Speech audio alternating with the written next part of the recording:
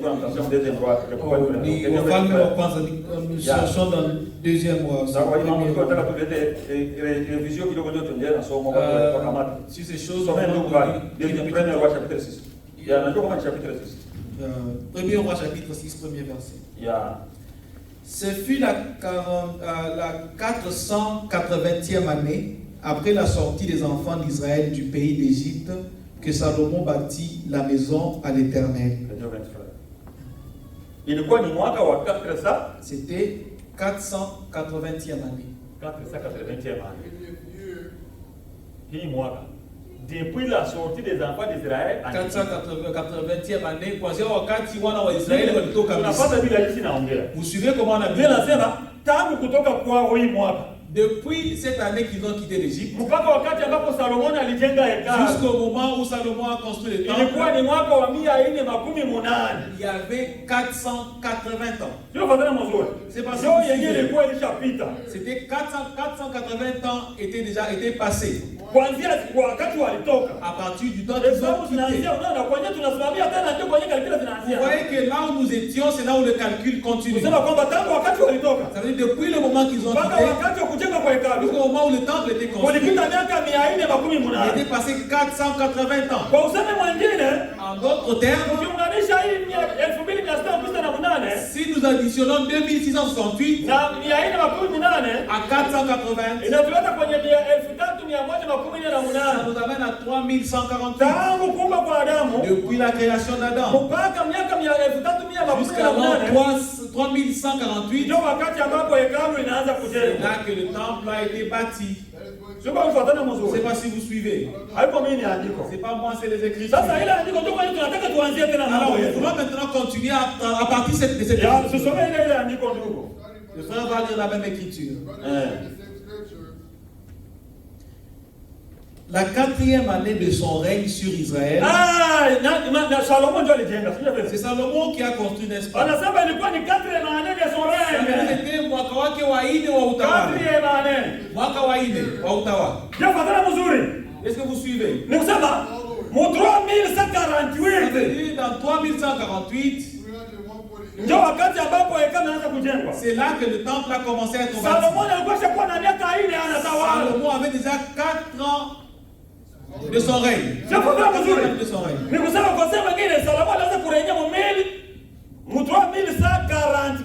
veut dire en d'autres termes, Salomon est devenu roi en 3144. C'est pas si vous suivez. Parce qu'en 3148, il était déjà dans son 4e année de règne. C'est pas moi les Écritures, nous croyons les Écritures, n'est-ce pas? Nous sommes dans l'école, je ne sais pas si nous voulons que nous puissions comprendre ce que nous croyons. Parce qu'il nous est dit que nous devons être prêts à répondre à celui qui va nous poser la question de ces choses. De notre foi, des choses au croire. Ce qui a été écrit pour nous. Nous avons dit que nous faisons les calculs. Alors si vous lisez l'écriture,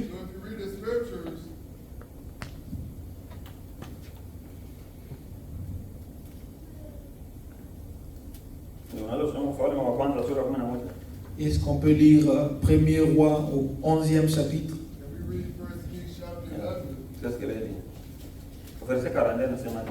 Mstari wa 42. Salomon régna 40 ans à Jérusalem sur tout Israël.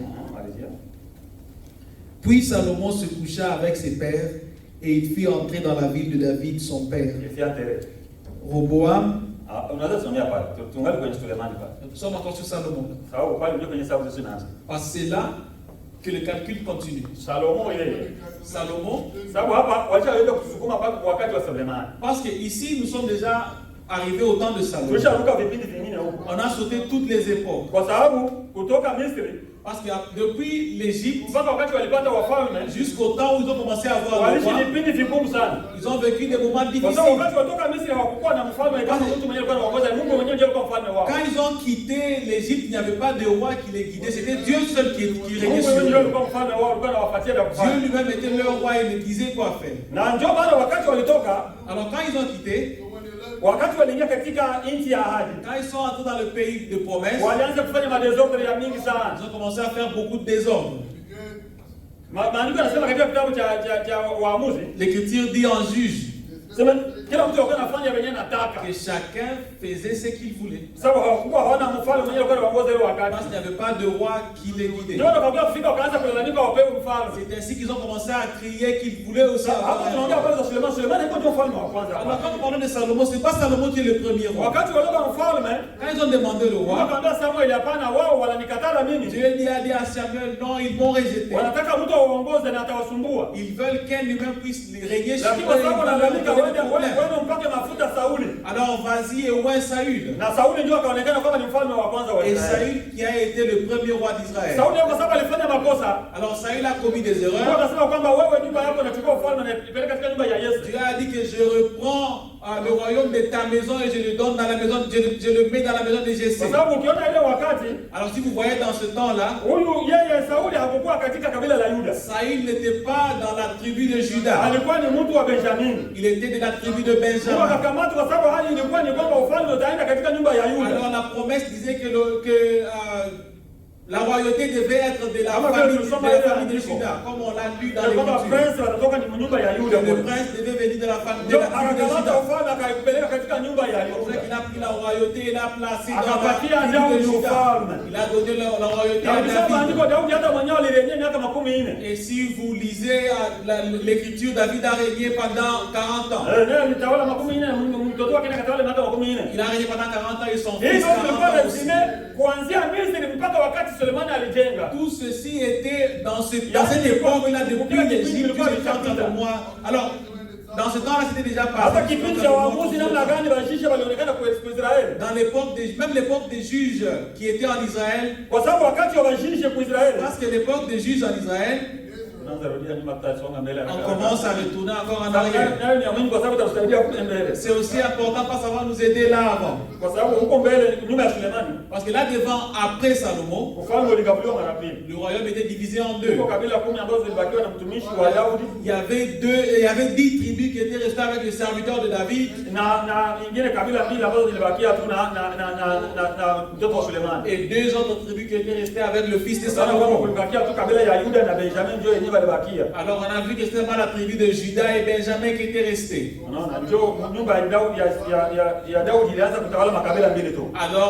Alors la maison de David régnait juste sur 2 tribus. Ah, c'est après Salomon. On va toucher sur cela en avançant. Parce que c'est ce que nous voulons commencer. Dans les calculs des années que nous voulons faire ici. Ici on faisait les calculs des années des gens. Alors ici les années des gens ne sont plus mentionnées. Nous commençons à aller maintenant dans les années des rois.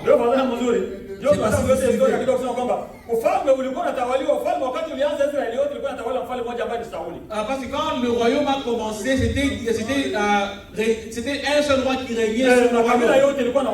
Toutes les tribus avaient un seul roi. Mais après Saül, David a aussi régné sur toutes les tribus. Et Salomon a aussi régné sur toutes les tribus. À l'époque de Rehoboam, qui est le fils à Salomon, alors Dieu a élevé Jéroboam. Il y a Rehoboam et Jéroboam. 2 noms similaires. Rehoboam, fils de Salomon. Jéroboam était aussi serviteur. Si vous pouvez faire la différence entre ces 2 noms, Rehoboam et Jéroboam. Dieu a divisé la nation à cause des erreurs de Salomon. Parce que Salomon a amené une femme païenne qui a amené d'autres dieux dans la nation. Les gens ont abandonné Dieu, ils ont commencé à adorer les idoles. Alors Dieu a voulu prendre le royaume de David et le donner à quelqu'un d'autre. Alors il a souvenu qu'il avait promis à David qu'il ne donnera pas son royaume à quelqu'un d'autre, mais sa lignée va dominer éternellement. Parce qu'à cause de la promesse qu'il avait faite à son serviteur David, il a divisé divisé en deux. Il a pris la grande portion, il a donné à notre serviteur, et la petite portion à la lignée de David. Alors la lignée de David a eu juste la tribu de Juda. Il a commencé à régner sur la tribu de Juda et la tribu de Benjamin. Pourquoi Benjamin parmi tous les autres? Pourquoi est-ce que Benjamin est resté avec Juda? D'autres tribus se sont révoltées contre David, mais Benjamin est resté avec Juda.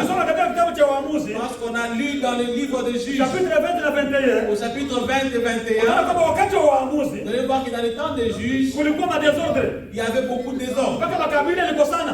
Les tribus ont eu des conflits. Benjamin a eu des conflits avec ses frères. Alors Benjamin a été exclu de ses frères. Il n'était plus compté. Alors il n'était plus compté. Si vous suivez le Juges et 21, vous allez voir qu'Israël a eu une guerre civile. Ils ont frappé Benjamin. Ils ont juré devant Dieu. Ils ne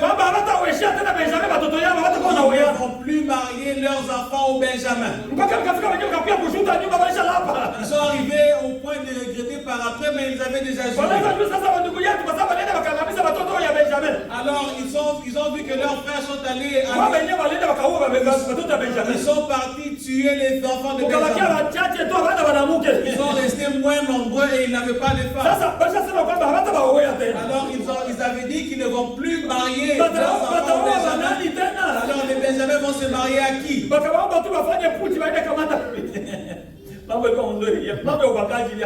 Alors c'est là que le viol a commencé. Ils sont partis prendre les femmes d'autrui pour qu'ils puissent progresser leur sémence.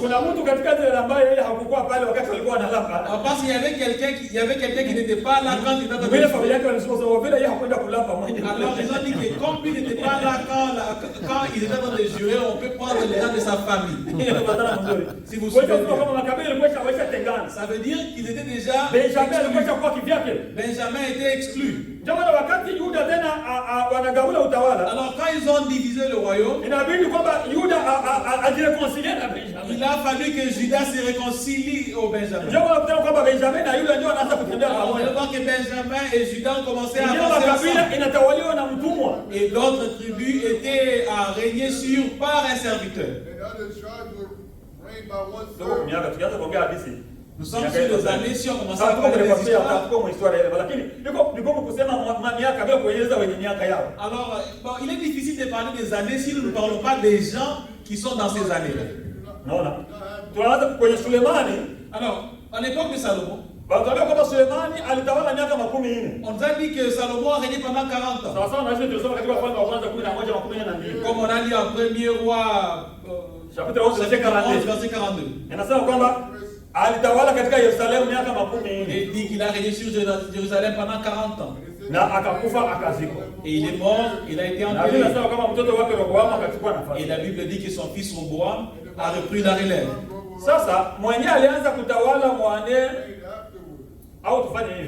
Alors faisons ceci. Parce que ça c'était la 4e année. Maintenant, il a régné pendant 40 ans. Il avait déjà enlevé 4 ans depuis 1348. Je ne sais pas si vous suivez bien.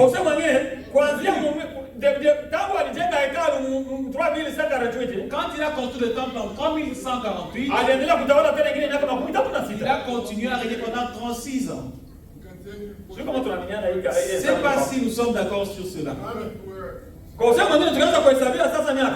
à notre temps, si on continue à compter les années, c'est que les frères ont amené des calculatrices. Donnez-nous un peu la réponse sur cela. 3184. 3184. On va garder cette année-là. C'est là que Salomon est mort. Je sais pas si vous suivez. Ça veut dire que c'est là que son fils Roboam a pris la relève. C'est là qu'on va commencer aujourd'hui par Roboam. Je sais pas si on peut lire au chapitre 14.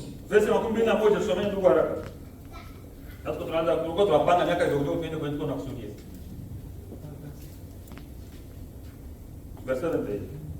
Premier roi, chapitre 14, verset 21. Roboam, fils de Salomon, régna sur Juda. Il avait 41 ans lorsqu'il devint roi. Et il a régné 17 ans sur Jérusalem. Il a régné dit Alitawala miaka 17. Parce qu'on continue avec le temps.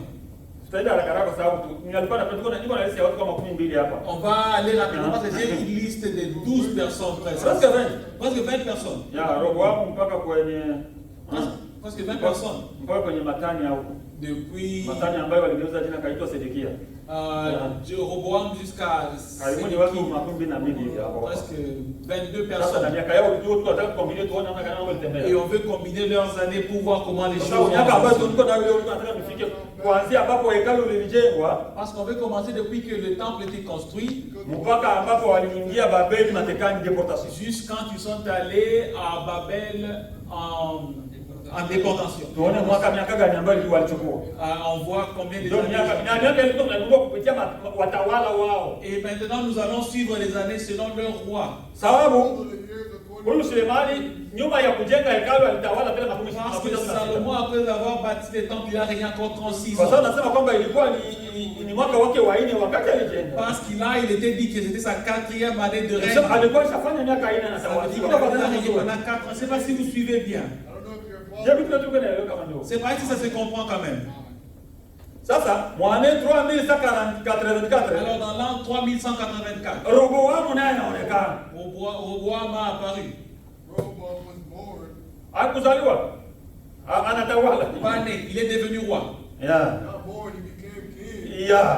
Anaanza kutawala, anatawala miaka 17. Alors lui, il a régné pendant 17 ans. Kama tunaweza kuongeza miaka 17, si on peut ajouter 17 ans, 3000 Desa ndio wakati ambapo Roboam naye utawala wake ulishaalikufa. Là c'est là que le règne de Roboam s'est arrêté alors qu'il est mort. Sababu nasema kwamba akafa mtoto wake ndiye akachukua nafasi. Alors la Bible dit qu'il est mort et son fils a pris la relève. Reme wake azide. Mfalme wa kwanza 15. Tunaenda haraka kusoma kwa sababu tunataka tuseme. On va rapidement parce qu'on veut.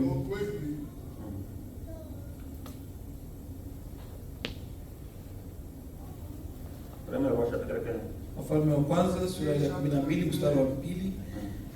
Il régna 3 ans. La 18e année du règne de Jéroboam, fils de Nébat. Jéroboam anakuwa Israeli kwa sababu alishagawanyika kwa. Ya Jéroboam de l'autre côté d'Israël. Hapa wanaanza kutaja mfalme wa Israeli na mfalme wa Yuda. Alors ici on parle maintenant du roi de Juda et le roi de Jérusalem. Sasa unyuma ya Sulemani wakati wa Roboam mtoto wake et le roi d'Israël. Parce que après Roboam son fils, après Salomon, wakati Roboam anaanza kutawala, quand Roboam est devenu roi, ufalme uligawanyika. Le royaume était divisé. Wamoja wanaanza kutawaliwa na kule Samaria. D'autres étaient régnés là à Samarie. Mfalme inaanza kuitwa ndio Israeli ile. C'était ça qui était appelé Israël. Ile makabila 10 ambayo ilibaki ambayo kujiunga na kabila ya Yuda. Les 10 tribus qui étaient restées qui n'étaient pas alliées à la tribu de Juda. Alors le royaume était divisé en deux. Anakuwa Yerusalemu. Un roi était resté à Jérusalem. Mfalme mwingine anakuwa Samaria. L'autre roi était à Samarie. Ndio wanasema kwamba ilikuwa ni 18e année ya règne ya Yeroboam mfalme wa Israeli. En fait, on dit que c'était la 18e année du règne de Jéroboam qui était le roi d'Israël. Sasa huyu yeye haikuwa mfalme wa Israeli. Alors ici, est-ce que celui qui est le plus roi d'Israël? Mfalme wa Israeli anaanza kuitwa wafalme wa Yuda. Non, ceux-là n'étaient plus appelés le roi d'Israël, c'était appelé le roi de Juda. Hapo ndio tunasoma hapa ni wafalme wa Yuda, wanaanza kuitwa wafalme wa Yuda. Ceux que nous suivons ici sont maintenant le roi de Juda. C'est pas ça se comprend. Parce qu'il y a maintenant deux royaumes. Il y avait un qui régnait sur Israël et les 10 tribus. Et l'autre régnait sur les 2 tribus. Qui étaient appelés maintenant. Alors il y avait maintenant deux royaumes. Kunakuwa Yuda, kunakuwa na Il y Israeli. a eu Juda, il y avait aussi Israël. Hapa wakati Rehoboamu alikufa, Alors quand Roboam est décédé, ilikuwa ni 18e baada ule mwingine kabalisha kabula nchi. c'était la 18e année du règne de l'autre après que le royaume soit divisé. Sio fatana Je ne mzuri. sais pas si vous suivez bien. The kingdom got divided. Abijam régna sur Juda. Abiya akatawala. Mtoto wa Rehoboamu. Ça c'est le fils de Roboam. Aha. Il régna 3 ans à Jérusalem. Abija alitawala? Il régna 3 ans. Il y a 4 ans. Abija yeye alifanya miaka? Abijam a régné 3 ans. Sio fatana mzuri. Je ne sais pas si vous suivez. Sio alikuwa anaeleweka mzuri. Je ne sais pas si ça se comprend. Ndugu total inakuwa ni ngapi? Frère, le total maintenant c'est combien? How much is that total now? 3 milioni sasa. Les 4. Yeye akauyaka balimuwaka yeye akakufa haraka. Lui n'a pas traîné, on l'a Asante tué. kwa il est sababu mort. namna gani balikufa. Ni swali ndefu inaweza chukua hata mwaka tuko tunaongea historia za hapa mfano. On ne peut pas suivre comment il est mort parce que Namna gani ndio maana mambo yao walikuwa wanasema kwamba mambo yao yaliandikwa mkitabu cha Baba Nyakati. c'est quand on dit que leur histoire était écrite dans Dans les chroniques des rois. les chroniques des Kama rois. unataka kuisoma ndio soma chronique. Ndio maana vitabu ya mambo ya Nyakati liko pale. Les chroniques des rois. Usome mambo yenyewe walifanyaka ni mambo yao vitu ya À lire tout ce qu'ils ont fait. C'est lakini kwa beaucoup de tunaona choses. tunatafuta ni miaka kwa sababu Mais ce que nous cherchons, c'est pas les années parce que nous voulons suivre la ligne des années. Sasa tunataka tufike wakati waliingia deportation waliingia ni mwaka gani? Alors on veut voir qu'il était entré en quelle année en Kwa déportation. hiyo tunasukuma ili kwamba tupate kujua Et c'est là qu'il nous pousse à pouvoir savoir. wakati hata sasa alisinyia kwamba watoke kule waende kujenga hekalu tena, ile mambo tutaifika, ndio tunataka Au kuingia. temps où il a été signé qu'il puisse aller encore construire le temple. Ili kwamba tufungue sasa shema kuhusu 70 semaines de Daniel. Qu'on puisse maintenant ouvrir le chemin aux 70 semaines de Daniel. Kwa sababu 70 semaines de Daniel anaanzia kule wakati wa kwa deportation kule. Parce que 70 semaines de Daniel commencent quand ils étaient en déportation. Ndio unabii unakuja kule. C'est là que la prophétie Wanaambia est Daniel venue. kwamba ninaandaa mauti 17 kwa ajili ya watu wako. On a dit à Daniel que j'ai préparé 70 Hii semaines kitu pour ton peuple. tunazungumzia ni avant. Alors ce dont nous parlons ici, c'est avant cela. Ndio tukafuatana mzuri. Je ne sais pas si vous suivez bien. I don't know. Sasa yeye miaka 3 utawala unaisha. Alors lui, 3 ans et son règne est terminé. Sasa nani mwenye anachukua nafasi? Alors qui est-ce qui l'a succédé? Ile premier roi chapitre 15. Ile pale chapitre 15. Premier roi au même chapitre 15. Verset 10 inasemaje? Mstari wa 10, qu'est-ce qu'il dit? Il régna 41 ans à Jérusalem.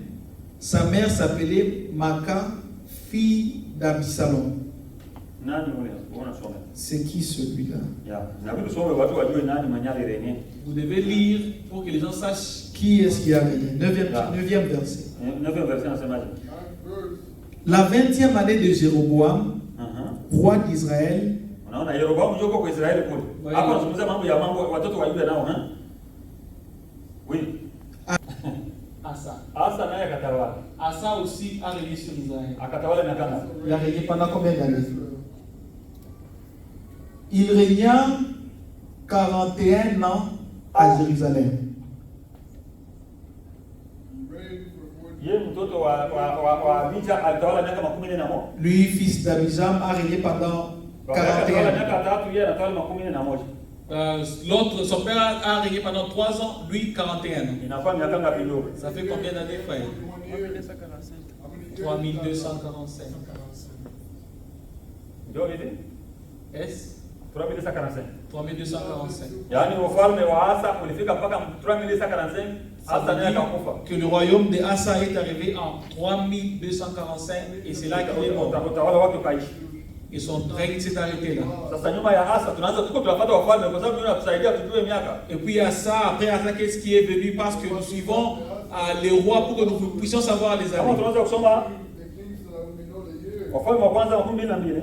Si on peut lire 1er roi au 22e chapitre. Ndio kusomea pale.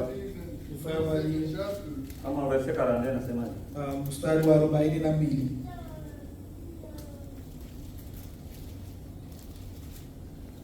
Josaphat avait 35 ans lorsqu'il devint roi. Et il régna 25 ans à Jérusalem. Il régna 20. Alitawala miaka 25. Huyu ni Josaphat. Ah, c'est Josaphat. Wakati baba yake utawala unaisha na kufa, mtoto wake Josaphat anatawala. Quand le royaume d'Asa, quand le règne d'Asa est fini, Josaphat a régné. Il a régné pendant combien d'années? Nous cherchons simplement les années. On n'a pas assez d'espace pour le mettre sur le tableau pour bien l'éclaircir. On travaille pour avoir le tableau. Le tableau des rois. Si c'était possible, on allait le mettre sur un tableau pour bien parler de ça. Pour que nous puissions voir réellement quel âge de roi il a régné pendant combien de temps. Rapidement. Il régna 25 ans à Jérusalem. Josaphat avait 35 ans lorsqu'il devint roi. Et il régna 25 ans à Jérusalem. Il régna 25 ans. Alors, si on ajoutait 25 ans là, ça va faire combien? 3245. Parce qu'on est dans l'année 3245. Plus 25. Si on ajoutait ici Nathan. 3275. Hein? 3270. Est-ce? Seigneur veut.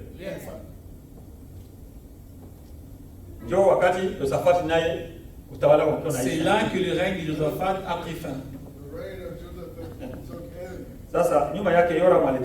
Alors après lui, Joram a régné. Son fils ni Wafalme wa pili sura yake ya 8.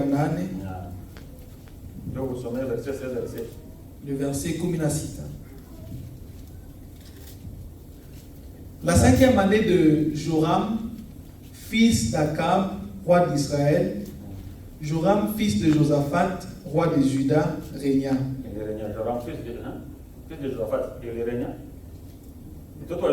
Le fils de Josaphat a régné.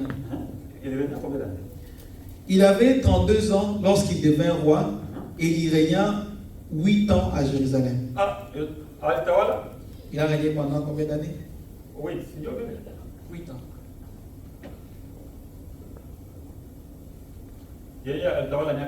Alors lui a régné simplement pendant 8 ans. Joram, fils de Josaphat, a régné pendant 8 ans. Après ça, on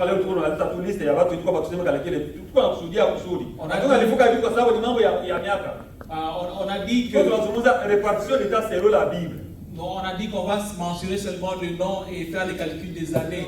Nous sautons expressement le contenu parce que nous voulons parler de la répartition du temps. La Bible nous explique comment les choses ont avancé. Les combien d'années chaque mois. On a commencé depuis là, on continue à voir comment les années avancent. On a vu que celui-là a régné pendant 8 ans. Et après lui, quand il est mort, son fils Azi a c'est le même chapitre au 26e verset. Il y a deuxième roi. Akazia, deuxième roi chapitre verset. Ufalme wa pili sura ya 8 mstari wa 26. Akazia avait 22 ans lorsqu'il devint roi. Et il régna 1 an à Jérusalem. Lui, il a régné simplement pendant 1 an. Il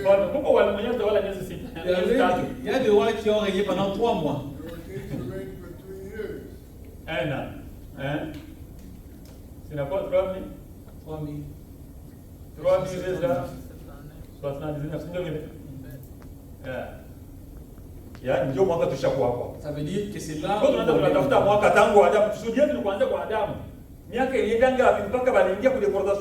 est en train de suivre depuis Adam. Il y a eu combien d'années jusqu'à quand ils sont partis en déclaration. Et c'est là que Dieu commence à nous révéler qu'il y a eu 70 ans. Nous voulons voir que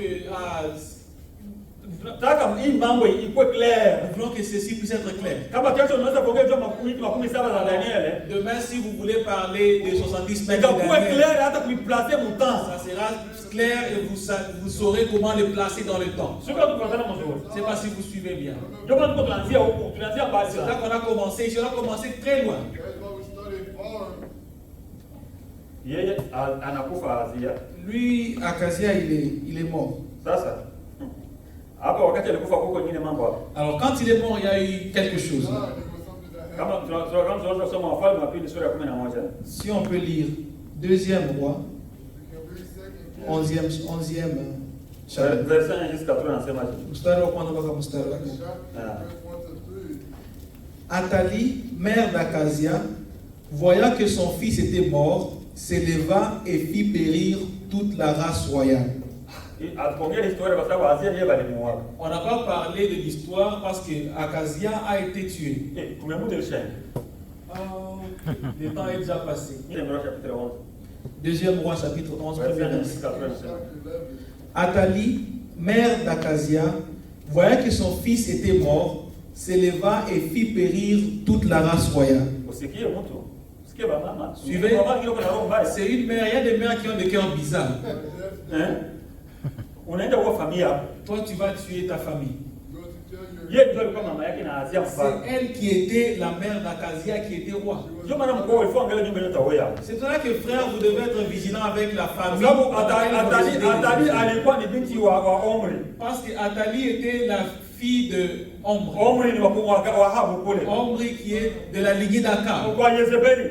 Akab de Jézabel. Unaona binti ya Yezebeli yenyewe anakuwa Vous kuleta. voyez la fille de Jézabel, c'est qu'elle a. Roho ile ya Yezebeli ya mauaji. C'est le même esprit meurtrier de Jézabel. Mtoto wake wakati alikufa, Quand son fils est mort, anaanza kujivanja, anaanza kuwa watoto ya mtoto wake. il s'est vengé en tuant les enfants de ses enfants. Les Mpaka enfants anaanza de son akaanza enfant. kwamba ile mzao ifai imalizie. Alors il a voulu exterminer toute la race. Na wakati alimaliza pale kulibakia tu mmoja mwenyewe alikuwa na mwaka mmoja. Et quand il a tué tous, il restait un seul qui avait 1 an. Tena ni shangazi ya mtoto, binti ya huyu Atali ndio mwenyewe alimficha. Et c'est la fille d'Athalie qui l'a caché. Dada yake ya Azia. La sœur à Akazia. Ndio mwenyewe alificha mtoto huyu.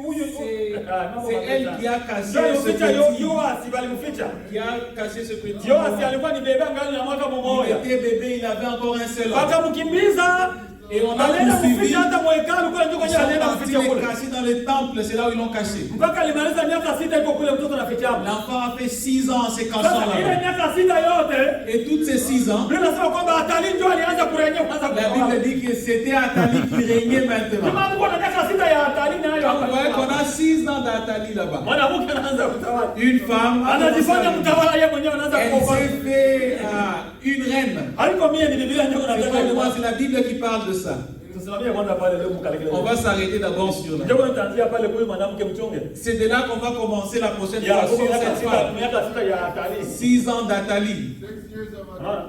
Kwa sababu Yoasi alianza kutawala kwa miaka 7. Parce que Yoasi Joas est devenu roi à l'âge de 7 ans.